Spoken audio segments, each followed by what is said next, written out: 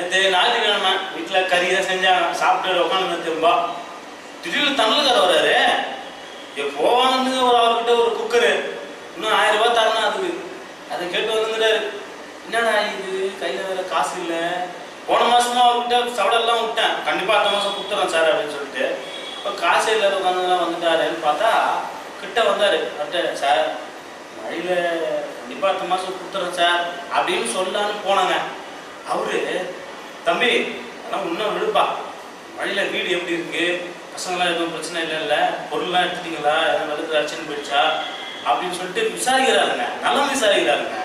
என்னடா இது தலைவர்கள் தான் மாறிட்டாங்கன்னு பார்த்தா தண்டல்கார வரைக்கும் மனுஷனா மாறிட்டாங்க. சரி இந்த தண்டல்கார போய் நம்ம இப்படி தப்பா நினைச்சிட்டோமே அப்படின்னு ரொம்ப ஃபீல் ஆயிடுச்சுங்க.